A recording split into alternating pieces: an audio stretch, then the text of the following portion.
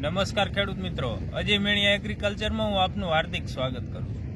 ખેડૂત મિત્રો, શિયાળાની સિઝન સ્ટાર્ટ થાય, અતિશય ઠંડી પડે એટલે એક જીવાત જે ખેડૂતોને બહુ 2-3 વર્ષથી બહુ હેરાન કરે છે અને ખેડૂત કંટાળી ગયા છે, એની કોઈ પ્રોપર દવા નથી મળી અત્યાર સુધીમાં।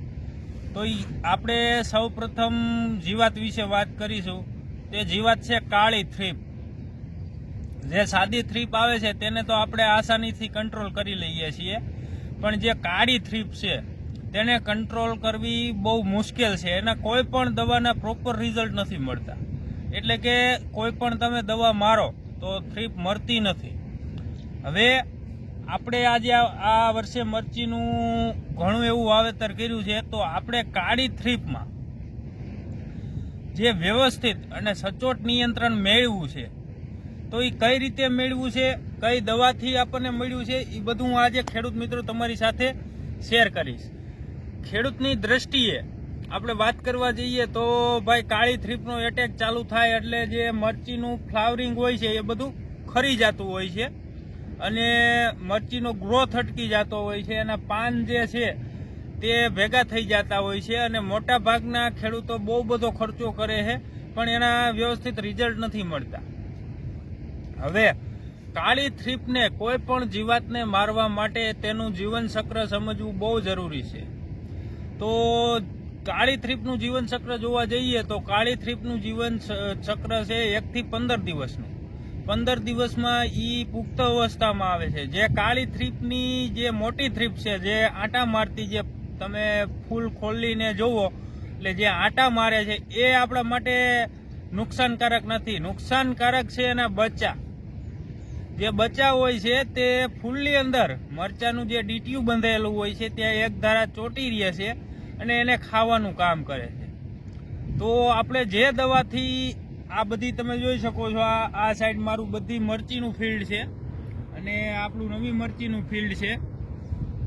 તો આપણે જેમાં જે સચોટ નિયંત્રણ મળ્યું છે એ દવા વિશે આજ વાત કરીશ। તો તમે આ જોઈ શકો છો, આ એગ્રીસિયા કંપનીનું એમ્બિટ છે, જે દુનિયાનું સૌથી કડવામાં કડવો પદાર્થ, બરોબર। આનો સ્પ્રે કરવાથી તમારો જે છોડવો છે સંપૂર્ણ કડવો થઈ જાય છે। તો આપણે આને 16 લીટર પાણીમાં, આ એમ્બિટને 16 લીટર પાણીમાં આપણે 30 થી 40 ml અને ભેગું એપ્સિલોન, આ એપ્સિલોન નામનું જે સ્ટીકર છે તે 5 ml નાખીને આના આપણે 3 દિવસના ગાળે, એટલે કે આજે રાઉન્ડ માર્યો હોય તો 2 દિવસ જવા દઈને ત્રીજે દિવસે રાઉન્ડ મારો, એ રીતના 2 થી 3 રાઉન્ડ કર્યા છે। 3 દિવસના ગાળે 2 રાઉન્ડ અને પછી 6 દિવસના ગાળે 1 રાઉન્ડ। આ રીતના 15 દિવસની જે આપણું એનું જીવન ચક્ર છે એમાં 3 વાર આનો ઉપયોગ કર્યો છે। હવે એમ્બિટનું હું તમને કામ બતાવું તો સાદી ભાષામાં સમજીએ તો એમ્બિટના જે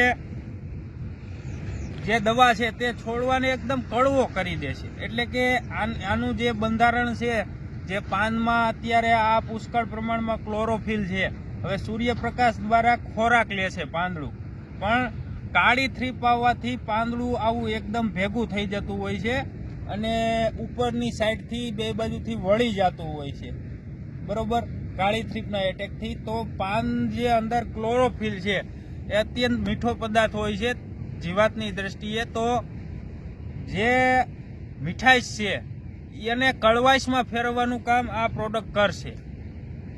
આમ તો શાકભાજી વર્ગના પાકોમાં આનો આપણે ઉપયોગ ન કરી શકીએ, પણ 15 દિવસ સુધી જો તમારે તેમાંથી શાકભાજી તોડીને ખાવાનું ન હોય તો આ પ્રોડક્ટનો તમારે ઉપયોગ કરી શકો છો અને સચોટ 110% કાળી થ્રીપમાં આપણે આના રિઝલ્ટ મળેલા છે।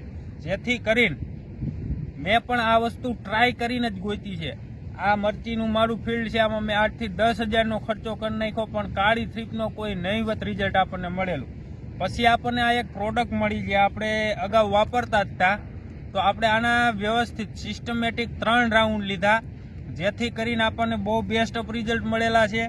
તો આ એક કાળી થ્રીપના નિયંત્રણ માટે આપણને જે આ એક નવી દવા મળેલી છે, આ બંનેનું કોમ્બિનેશન આપણને મળેલું છે, તેમાં આપણને બેસ્ટ ઓફ રિઝલ્ટ મળ્યા છે. એટલા માટે આપણે આ વિડીયોના માધ્યમથી ખેડૂતને સમજાવવા જઈ રહ્યા છીએ કે ભાઈ કેવા રિઝલ્ટ મળ્યા છે. હવે તમે જુઓ, મરચામાં ઉપયોગ કર્યા પછી એકદમ ફ્લાવરિંગ સ્ટાર્ટ થઈ ગયું છે, નવું ફ્લાવરિંગ એવડું લાગે છે. આ મરચાની તમે ક્વોલિટી જોઈ શકો છો, એકદમ શાઇનિંગ વાળું મરચું અને વજનદાર મરચું. કલર પણ એકદમ સુપર કલર છે. જુઓ,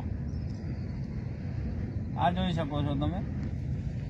મરચામાં જ્યારે થ્રીપ આવે ત્યારે તેના જે આ ડીટીયા હોય છે તે ઓલા થઈ જતા હોય છે, પણ વ્યવસ્થિત ઉપયોગ કરવાથી કાળી થ્રીપ સામે આપણે 100% નિયંત્રણ મેળવી શક્યા છીએ. તો જે ખેડૂત મિત્રોને કાળી થ્રીપનો એટેક હોય તો મેં જે સિસ્ટમ આપી એ સિસ્ટમથી 3 રાઉન્ડ 15 દિવસની અંદર પોતાના પાકમાં જો કરવામાં આવે તો કાળી થ્રીપ સામે 100% આપણે નિયંત્રણ મેળવી શકશું. ને આમ ઓર્ગેનિક પ્રોડક્ટ છે, માણસ, પશુ, પક્ષી, પ્રાણી કોઈને નુકસાનકારક નથી. પણ જે શાકભાજી વર્ગના પાકો છે તે આપણે ડેલી ખાવામાં યુઝ કરતા હોઈએ છીએ, જેથી કરીને તેનો સ્વાદ કડવો ન થાય. એટલા માટે શાકભાજી વર્ગના પાકોમાં લીલા ઘાસચારામાં વાપરવાની મનાઈ કરેલી છે. પણ આપણે એમાંથી 15 દિવસ સુધી કોઈ પણ શાકભાજી ખાવું ન હોય તો તમે આનો ઉપયોગ કરી શકો છો અને તમારા મોંઘા મૂલા પાકને બચાવી શકો છો. ખાસ કરીને તમે આજે આ જણાવજો કે ભાઈ કેટલા લોકોને કાળી થ્રીપના એટેક છે. ગમે એવી કાળી થ્રીપ હોય, એક ફૂલ તમે તોડીને જુઓ તો એમાં 25-30 જીવડા કેમ નથી, તો પણ તેની સામે સચોટ નિયંત્રણ આપે છે. એગ્રીસિયાનું એમ્બિટ અને એગ્રીસિયા કંપનીનું એપ્સિલોન, આ બંનેનો ઉપયોગ કરવાનું હું ખેડૂત મિત્રોને ભલામણ કરું છું. ખેડૂત મિત્રો, મારા આ વિડીયોને તમારા તમામ ખેતીવાડી જે ગ્રુપ છે તેમાં શેર કરો, જેથી કરીને ખેતીમાં કાળી થ્રીપ સામે જે આપણે જુદા ખોટા ખર્ચા કરીએ છીએ અને રિઝલ્ટ તો નથી જ મળતા, તેની સામે આપણે સચોટ નિયંત્રણ મેળવી શકીએ.